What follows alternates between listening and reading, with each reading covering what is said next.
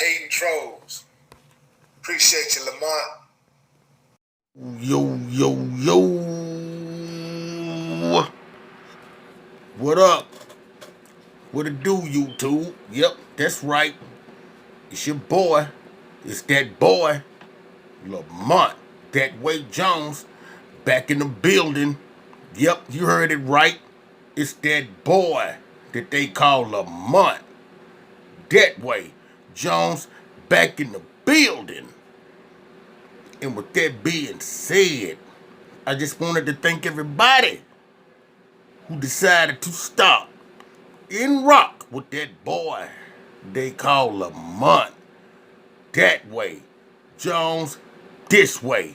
You dig? And with that being said, my good people, topic of discussion is the last segment of this topic that I told you guys that I was going to make when it came to part 3 of when it comes to racism in America. You did? Like I said, my people, don't forget now. Only reason I'm speaking on this topic is because of what happened to the black guy, you know, when he was at the Bank of America. You know, as you could all see, or if whoever watched the video could see, the man was clearly being racial profiled by these people who worked at the Bank of America. And that's why when I did part 2 of this segment, I had to let everybody know, while they're being racist toward this, person of color, they don't even realize, I guarantee you a bunch of them don't even realize that they working for some of the same people, which were the Italians, at the time that they was once prejudiced against as well. And you know why I say this. The reason I say this is because of this. They were once you know what, I'm not gonna even use that term as they. I'm just gonna say the ones that were racist at the time, because like I said, racism has been around pretty much, you know, almost forever when it came, when it comes to countries like, America. You dig? But this the main thing I'm trying to say, guys. These, you know, these racist groups that you have in America, these white supremacists, see what they didn't realize was they were once so prejudiced, toward, you know, the less fortunate Italians that were migrating to America back in the day, to the point to where they actually, that's pretty much what actually led these people, to start, their own banking system, which, turned out to be the Bank of America. Y'all following me on this?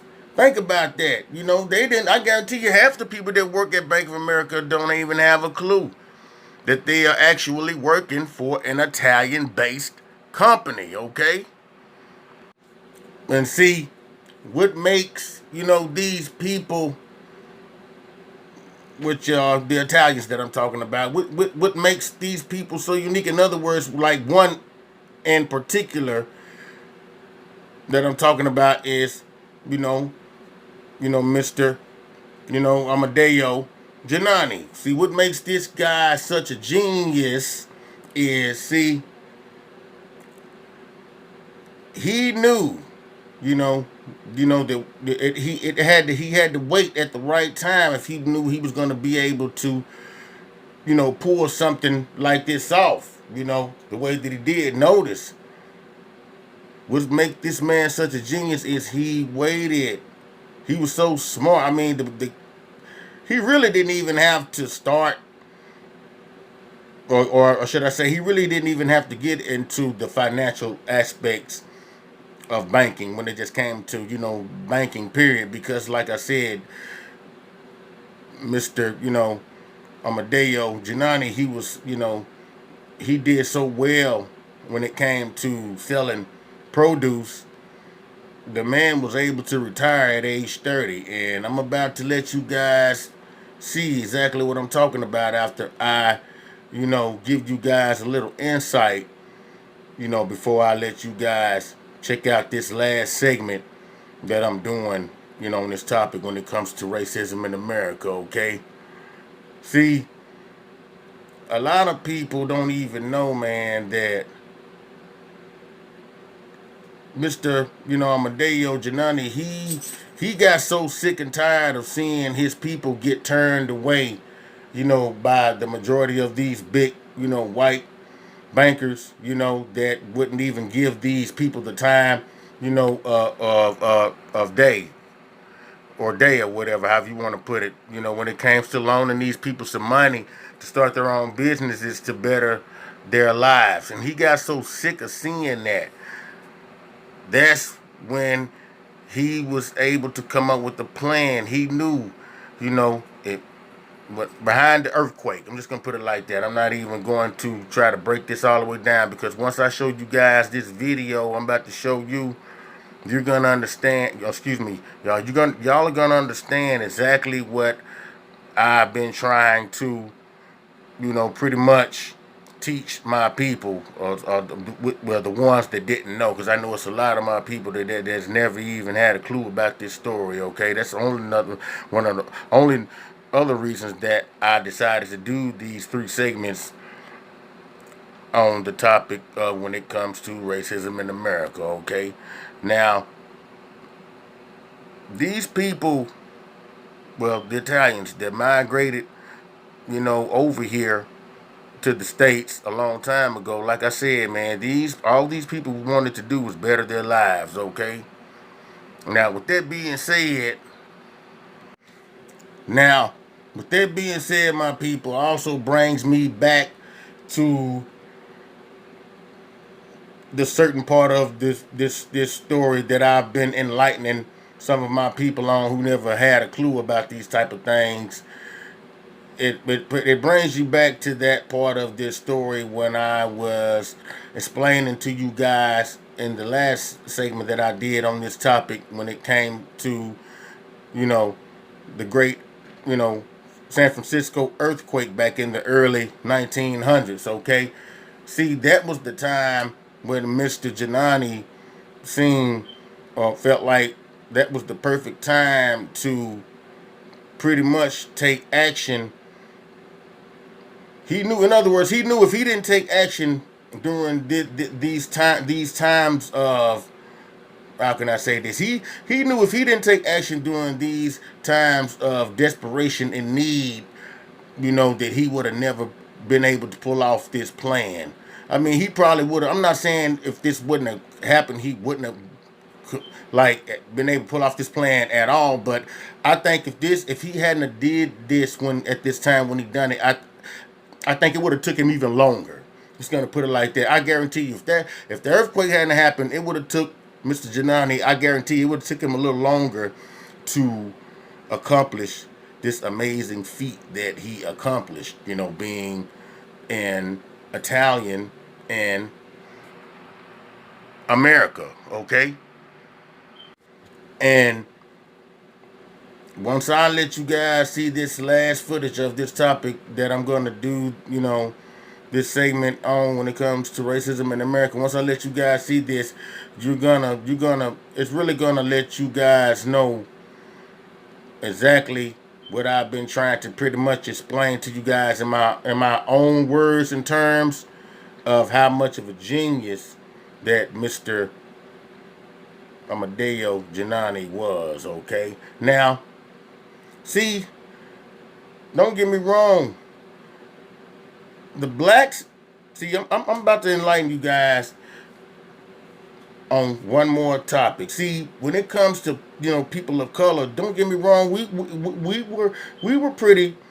Everybody knows that we've always been, even though we've been misled most of our lives, but we've also see people of color, man, they've always had their own ways of understanding some of the things that has always been taught to them by people who felt like were the higher ups, and believe me, they hated stuff like that. And you know why they did?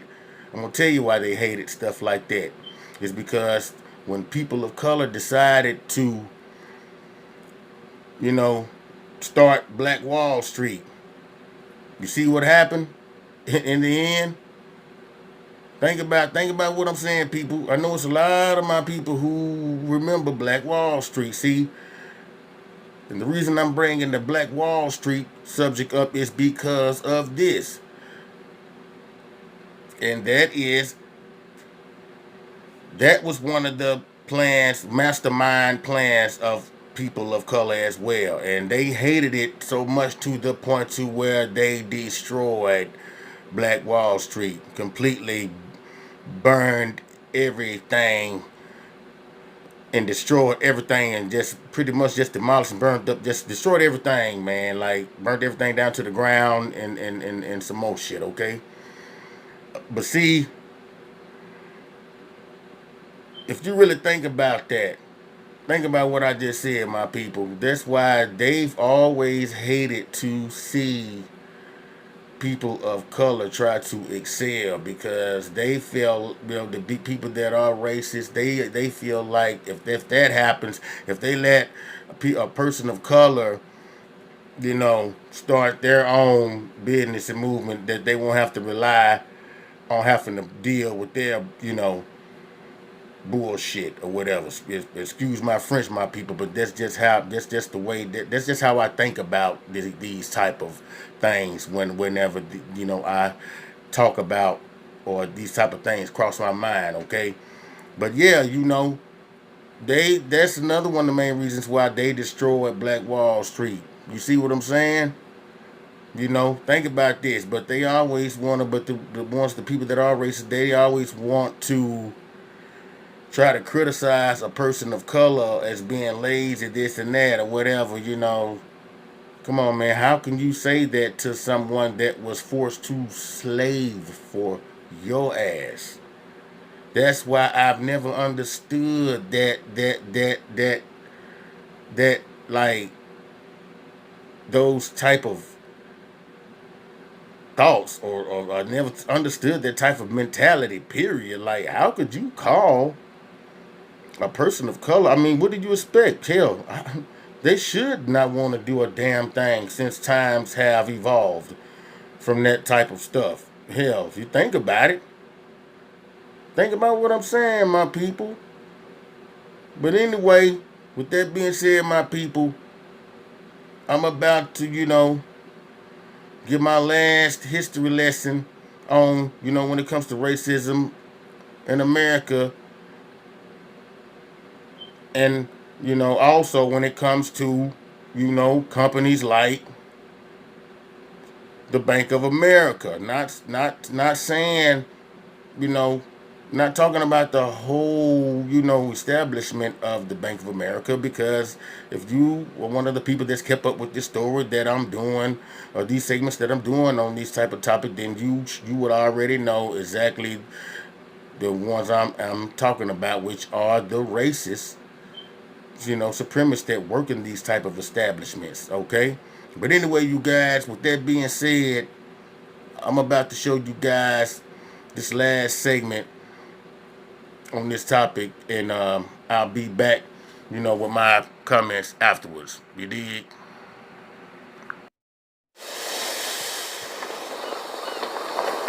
In Northern California, free from the crime of New York's Little Italy, Italians found a place where they could prosper.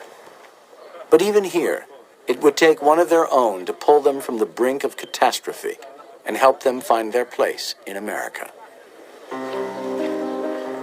By 1900, the Italian fishermen in San Francisco were catching more fish than all the other Pacific ports combined. At Fisherman's Wharf, the Sicilians hauled in the catch and the Genovese ran the markets. In San Francisco's Little Italy, known as North Beach, Italians purchased their own real estate, opened their own restaurants, and even established a theater where they could take in dramas, vaudeville acts, and of course, opera. This thing that Sicilians had never been permitted to listen to in Sicily, opera. They weren't allowed near the Teatro Massimo in Palermo. And suddenly, opera was theirs too. On the night of April 17th, 1906, the Grand Opera House in the heart of San Francisco swelled with the voice of the Italian tenor Enrico Caruso.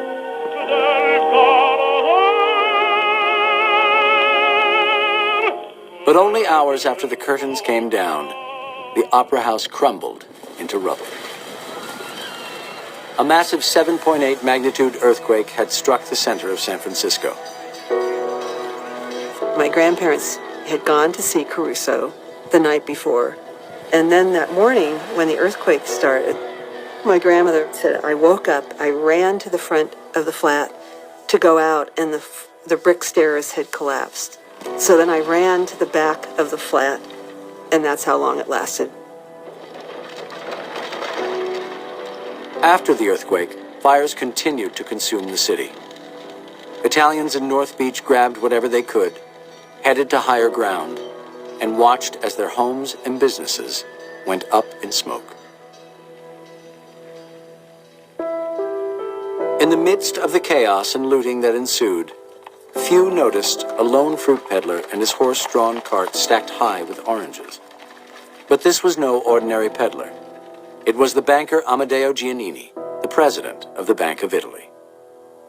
Buried under his fruit was the life savings of many of the Italian fishermen in North Beach.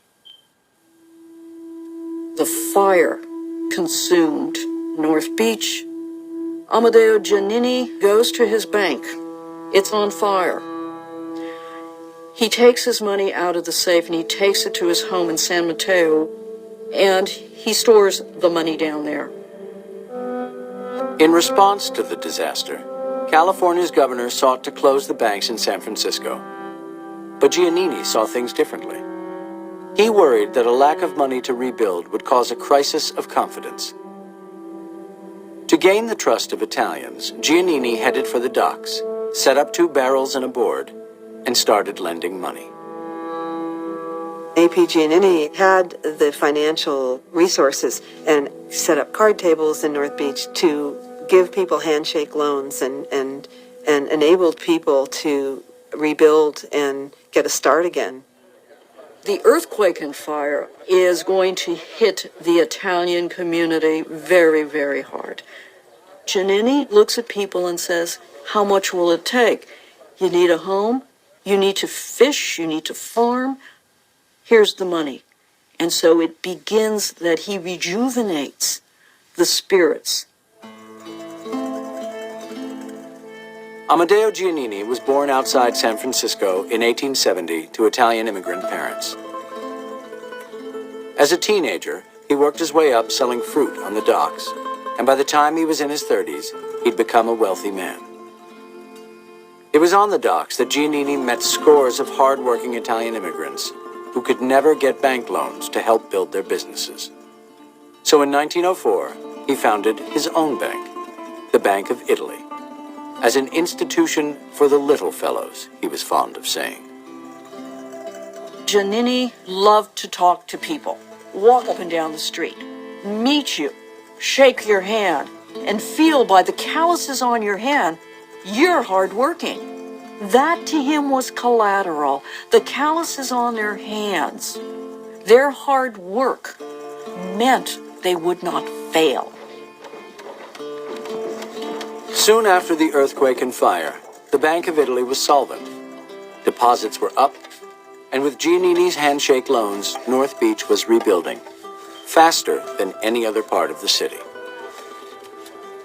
What should have been a low point for the Italians of San Francisco, Giannini helped turn into a triumph. And with his encouragement, Italians were slowly beginning to trust outside institutions. His Bank of Italy showed them how to grow their money while saving, and in doing so, eased them into the American mainstream. Before Giannini, I was a Dago, one North Beach man said. And after him, I was an American. Giannini helps bring them into the economy. What he gives them is a sense of pride in being an American. And that is something that they then repay him. How many children in the Italian community were named Amadeo after him? Amadeo Giannini would continue to gamble on the little fellow across California. Branches of the Bank of Italy sprang up everywhere. His ideas about banking transformed the industry, and in 1930, his Bank of Italy was renamed, becoming what today is fittingly known as the Bank of America.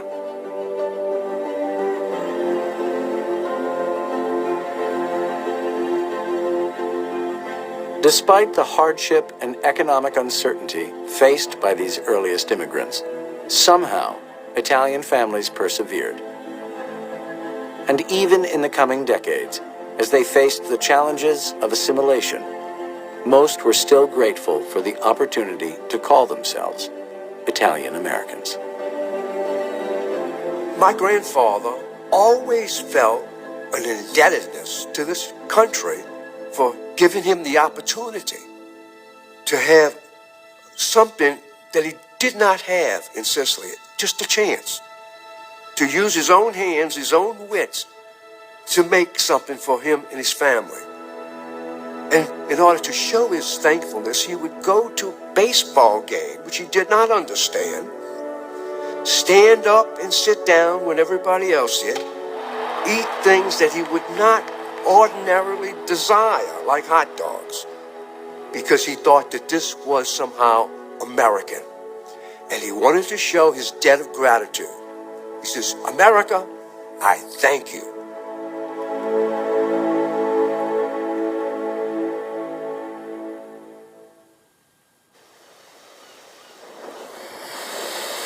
Now, my people, before I end this, third video segment of when it comes to the topic of racism in America, I just want to leave you guys with a little bit of food for thought, if you will, okay?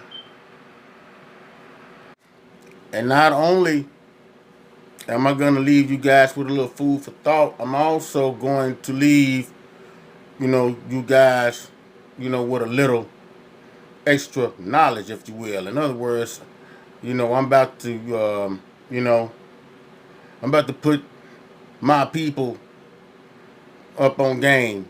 And if you one of my people, you're already definitely, up on game. But I'm not. But if, with that being said, if you're one of those people, I'm about to give you some more game along with the game that I've already given you. You dig?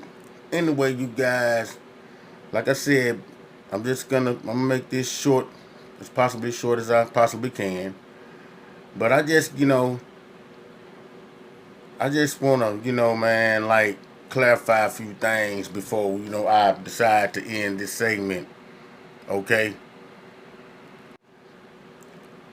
Just by me, my people, just by me knowing this type of information, as far as, when it comes to, a lot of the history of when it comes to the Bank of America, just by me, knowing about these type of things lets me also know, also lets me know that that's pretty much one of the main reasons why the United States government, that explains a lot on why the United States government gives immigrants,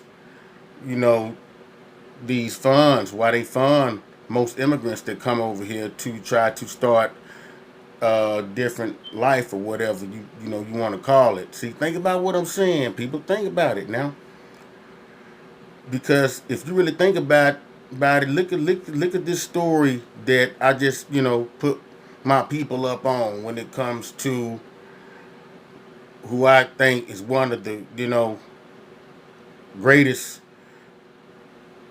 geniuses / Italians of all time, man. Especially when it comes to this, these banking financial skills that this guy had, and not only was it that, it was just the smarts.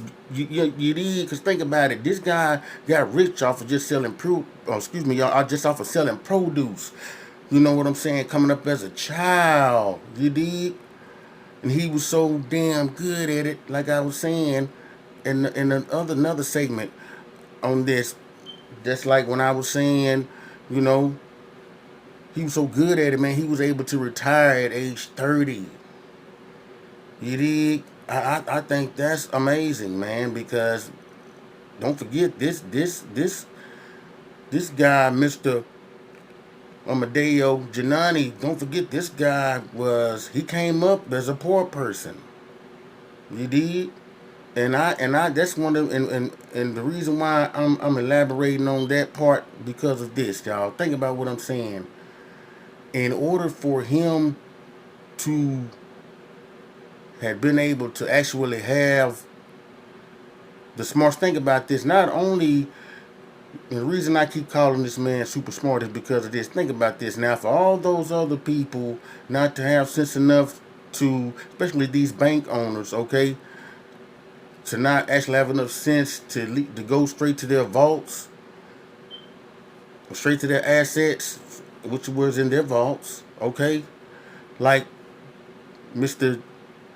Amadeo did. Man, come on, man. Think about what I'm saying, people. If you mean to tell me they didn't have enough sense, if they didn't have enough sense to do that, then I don't know what to make of that.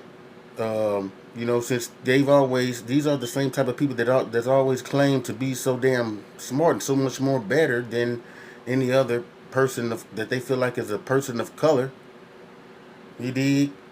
But this guy was actually smart enough, which also lets me know he was one step ahead of these people. He was one step ahead of the same people that denied his family as well as other fellow, Italians that migrated over here back in the day, to try and make a better life for themselves. He don't forget that he was also, turned down. And the reason, what I'm really trying to say is this, people. If this is what I'm trying to say, think about what I'm saying. I need to clarify this a little bit more, because I know it sounds like I'm talking in circles right now, just because I got so many thoughts running through my damn head right now. But I'm gonna slow down. But look, this is what I'm really trying to say. For this man to have been able to accomplish what he accomplished, and if this man was actually smart enough, which lets me know that he was one step ahead of them. And what I mean by that is, I guarantee you, those first effects of that earthquake, he just didn't ignore like those other people did. And the reason why I believe the other people that was from there ignored it, because that lets me know that sometimes a lot of those earthquakes were faulty and didn't, happen all the way. In other words, register wasn't even enough to register on the Richter scale, but come to find out, this was the big one. It did. So, by him being, an immigrant there, I'm sure he heard about the earthquakes, but I know he probably was like, shit, I ain't taking no chances, man. They might think it might not finna happen, because ain't no telling how many, false earthquakes that these people had already experienced by being born over in the States, in that city, which was San Francisco. Think about what I'm saying, y'all. See, he wasn't used to that. That's why he was one of the first ones out of all these bankers. These same people now that turned him and his family down, as well as his other fellow Italians that were poor, that came from poor backgrounds. You did? Think about that, man. And what amazes me about this guy is, what I really admire about Mr. Amadeo Giannini is, he still turned the other cheek. You dig? This man actually still turned the other cheek when it came to loaning these same bankers who call themselves American bankers. You know, he still turned the other cheek and decided to loan these same people money as well, like as he did his own people. Think about it, he didn't have to do that. He really could have got payback, but he was smart. He didn't let his feelings get, you know, in between his money. He was like, you know what, I'm still, I guarantee that's one of the main reasons why he did that. He's like, I'm still gonna loan them money as well. And what's make this guy such a true trooper that I really admire about Mr. Amadeo, man, how can you not admire a guy who not only was he loaning these people these money without any paperwork, he was loaning these people money just off of a firm handshake. Unbelievable, man. It takes a man with major class and dignity to do some, you know, shit like that, man. That's why I say, man, kudos, you know, to the founder of the Bank of America, who goes by the name of Amadeo Giannini. So I salute 2 times. I salute you 3 times. Jeez, how can you not? How can you not admire a guy like that, of that stature, who still decided to loan these same people? Because, like, if you watch the video, they votes were too hot. But he was like, forget about it. He said, hey, here you go. Y'all need this. Firm handshake.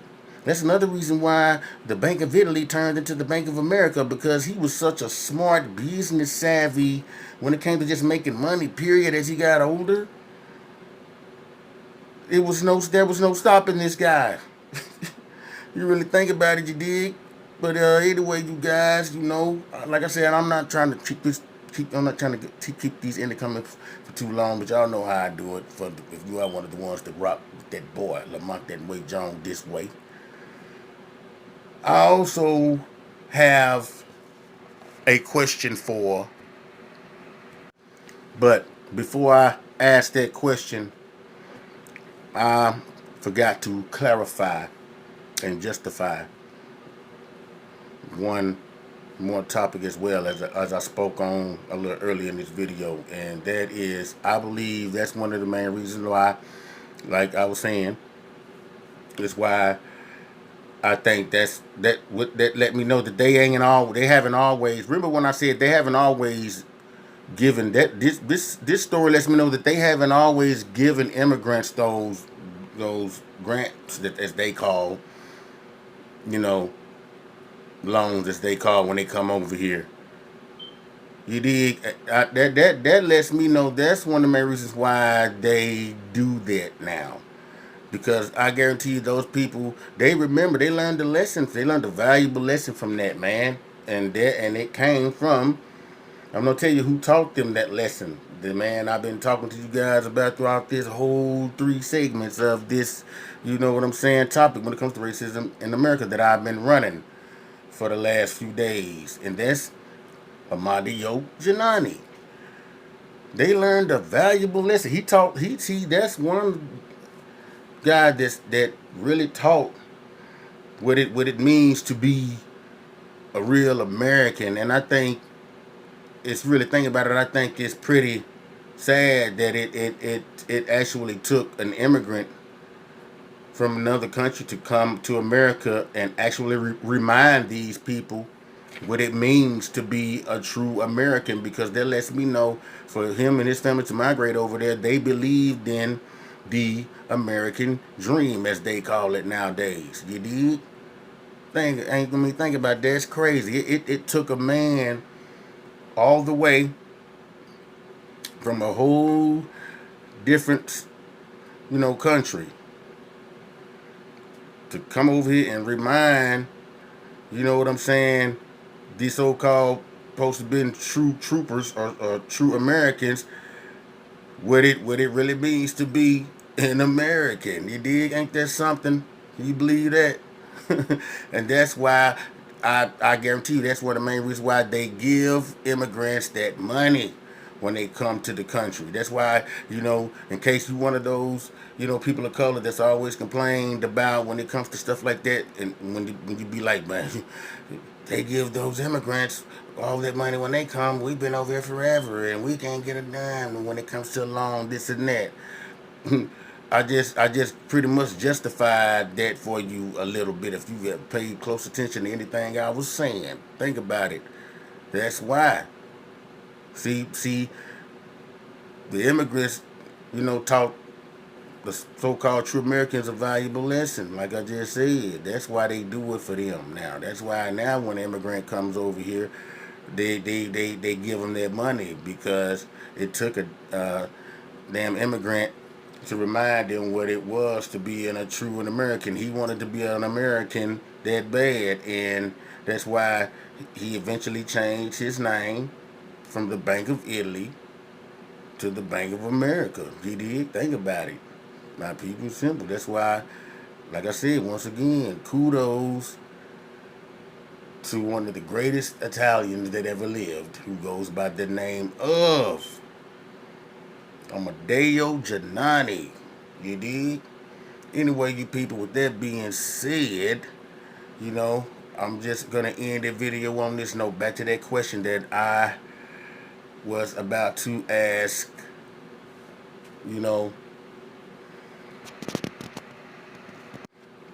But let me say this, my people, before I ask that question.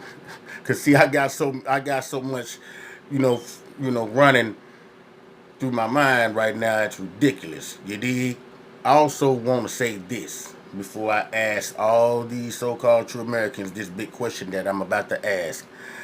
And I just want to let, any, white person that ends up watching this video, I just want to let you guys know, listen, I'm not racist in any kind of way, shape, form, or fashion. I just feel like I said in the first segment of this video, that I think it's a shame that for the ones who are still racist, I think it's a shame that, that racism, still,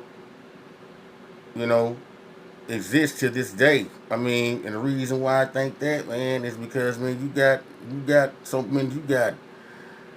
millions of people of color who serves in America's military. Y'all gotta ask yourself, I mean, if y'all, all you white supremacists out there who hate people of color so bad, I mean, think about this. Y'all gotta understand, man, it's people of color that's in the American military. You know why? Some of them, a lot of people say a lot of people can do it for benefits, but no, damn that, because I know for a fact I had a couple of uncles in the military and they did it for the love, okay?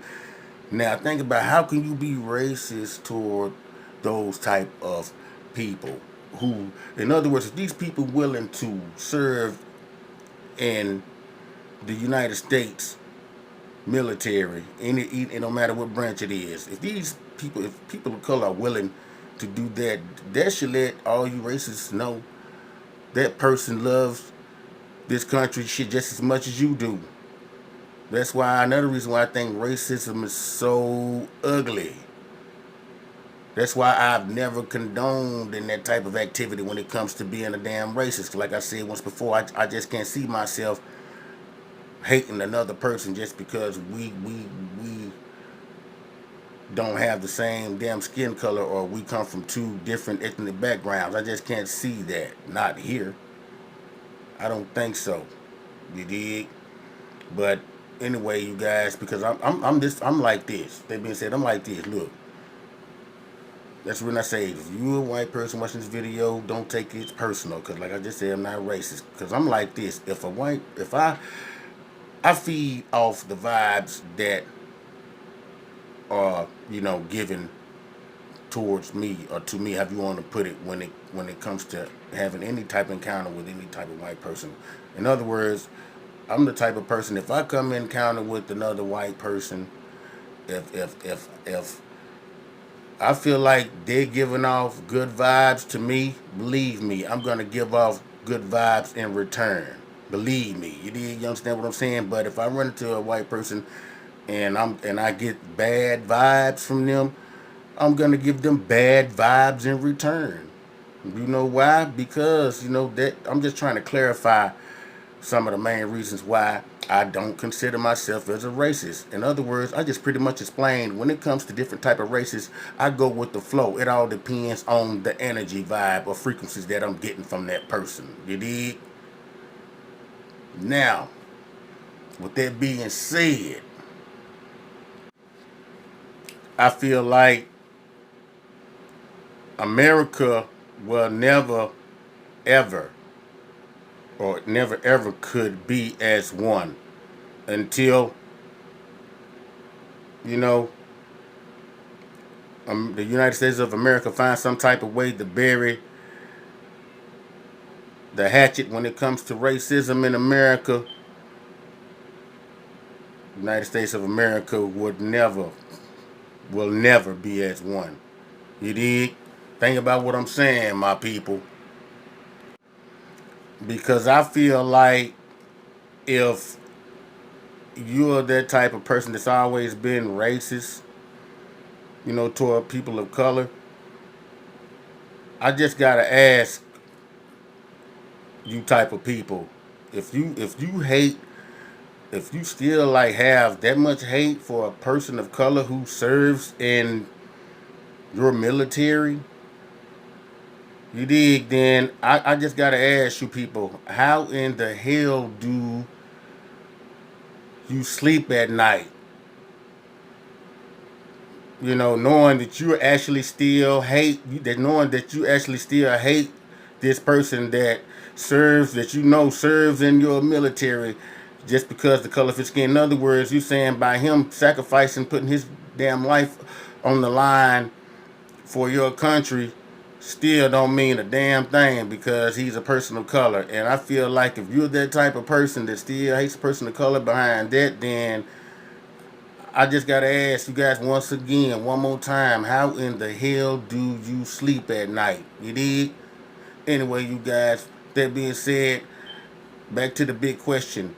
And this question is for all you, so-called supposed to be, you know, true patriotic Americans, okay? I just want to ask you guys one thing, and especially to all you white supremacist groups out there, I just got this one last question to ask you people.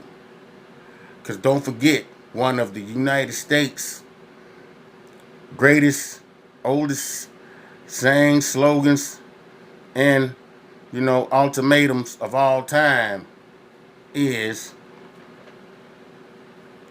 and before I clarify that, well, I'm just put it like this, y'all. One of the main things the United States has always claimed that they have lived on and lived by. And that saying is, united, we stand, divided, we fall. Now, back to all the people who have, this type of hatred when it comes to racism in your heart. That's the big question I had to ask you guys. Do you guys honestly still believe in that saying? Because like I said, if you're a white supremacist, there's no way in the hell that you can believe that old, American, patriotic saying. And there's no way in the hell. So unless you believe one of America's greatest, ultimatums, slogans, which is united we stand, divided we fall, there's no way in the hell that you can call yourself a real true American. You dig? Anyway, you guys, think about what I just said. Anyway, you guys, if you like the video, make sure you know what I'm saying. You hit the like button and subscribe to the channel. You know what I'm saying? With that being said, my people, I just wanted to thank everybody who decided to stop and rock with that boy they call Lamont.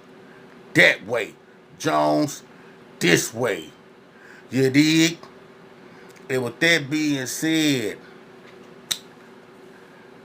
may the Most High continue to bless you and all of your families while you're out there on that paper chase swimming with them sharks, trying to provide for your family during the rat race.